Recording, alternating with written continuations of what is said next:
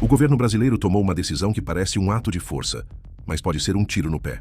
Não é só sobre diplomacia, é sobre empregos, economia e o seu bolso.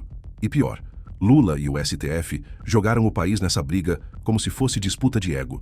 Só que tem um detalhe escondido que nenhum jornal contou, e é esse detalhe que pode transformar discurso em desastre. Eu vou te explicar, mas primeiro precisamos voltar ao começo. A começar, o presidente Lula autorizou nesta quinta-feira o uso da Lei da Reciprocidade Econômica contra os Estados Unidos.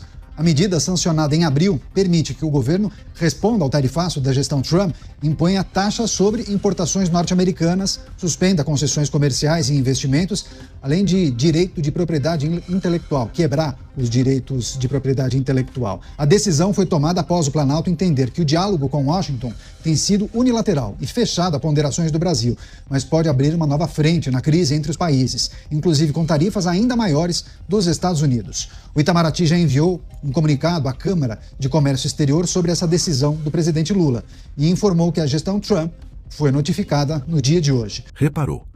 Não é só uma medida diplomática, é Lula e o STF cutucando a maior potência do planeta. Quando um país como o Brasil compra briga com os Estados Unidos, o resultado nunca é equilíbrio. Não é sobre discurso, é sobre fatura. E essa fatura não chega no gabinete, chega na sua mesa. E se você acha que o impacto é pequeno, espere até ouvir os números de empregos e exportações em jogo. Reciprocidade não precisa de lei, só precisa de simetria. Mas a relação entre Brasil e Estados Unidos é uma relação assimétrica. Apenas 1% das importações americanas vem do Brasil, mas os Estados Unidos representam mais ou menos 10% das exportações brasileiras. Os Estados Unidos são a maior potência econômica, militar e cultural do planeta. O governo americano tem a capacidade de impor graves sanções ao comércio brasileiro, ao Estado brasileiro e a indivíduos do Brasil. Enquanto a capacidade do governo brasileiro se resume praticamente a produzir bravatas. É difícil acreditar que Donald Trump tenha perdido um minuto de sono por causa dessa tal lei da reciprocidade. O mesmo não se pode dizer de vários integrantes do Estado brasileiro. Percebeu? Isso não é defesa de soberania, é roleta russa com a economia. Estamos falando de setores inteiros em risco, de fábricas que podem fechar e milhares de empregos perdidos. E enquanto isso, Lula posa de corajoso e o STF aplaude de camarote. Mas a verdade é que por trás dessa encenação, existe um cálculo político frio e nada disso tem a ver com você. A diplomacia, as relações internacionais, devem ser tratadas como assunto do Estado brasileiro. Ou seja, não importa o presidente que estiver no poder, deveria olhar para a política externa como algo para defender o interesse nacional. Mas nos governos petistas, e principalmente neste governo Lula III, a diplomacia se transformou numa peça de retórica política ideológica militante que ignora o interesse nacional. Se o presidente da República tivesse honrado o seu cargo e defendido o interesse nacional, ele já teria pegado o telefone e telefonado a Donald Trump no primeiro dia que a guerra foi declarada, isto é, no dia 9 de julho. Ligaria para Donald Trump, conversar com o presidente americano e abriria espaço para uma negociação técnica e diplomática para evitar a retaliação das tarifas norte-americanas.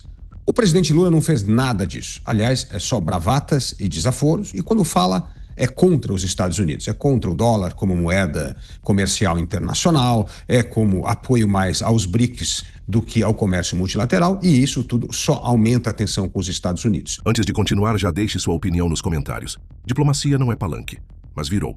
Lula e o STF transformaram política externa em discurso ideológico barato. E se eu te contar que essa suposta coragem pode ser só uma cortina de fumaça para esconder problemas internos? Enquanto eles gritam soberania, a relação com os Estados Unidos se deteriora. E quando Trump reagir porque ele vai reagir quem paga, não são eles. É você.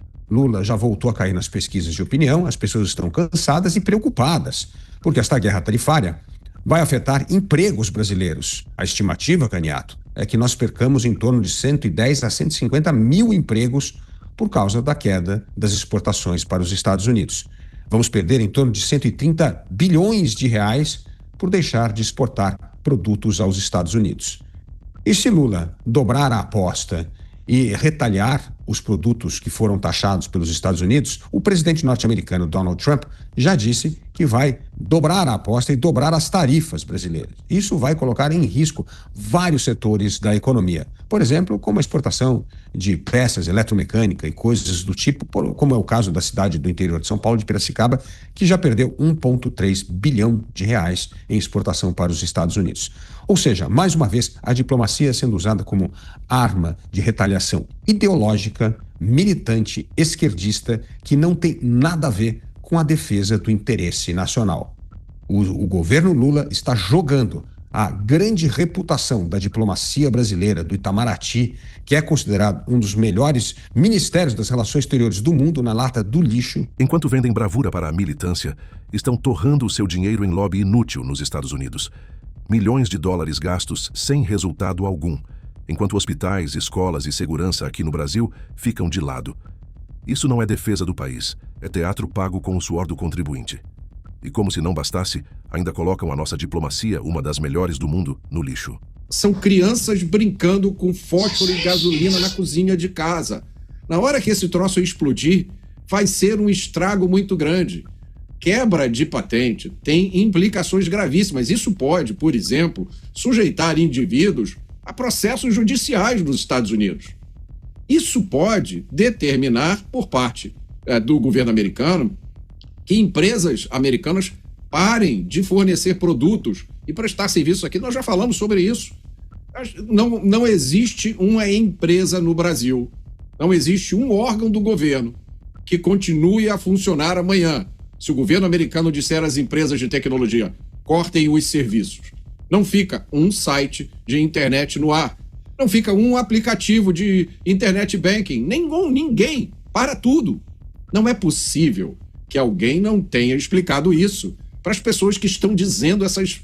Eu não consigo nem classificar, porque esse tipo de declaração, esse tipo de consideração é de uma irresponsabilidade tão grande que eu fico olhando para o Congresso Nacional. Como é que o Congresso Nacional, que tem como a sua responsabilidade fiscalizar os outros poderes, não se manifesta a respeito disso?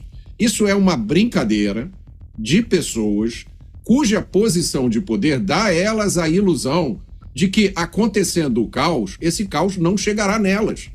Mas é justamente esse pensamento tolo que já foi desmentido por uma coisa chamada sanção Magnitsky. O Brasil virou laboratório de jogadas perigosas. Quem brinca com fósforo e gasolina, uma hora causa incêndio.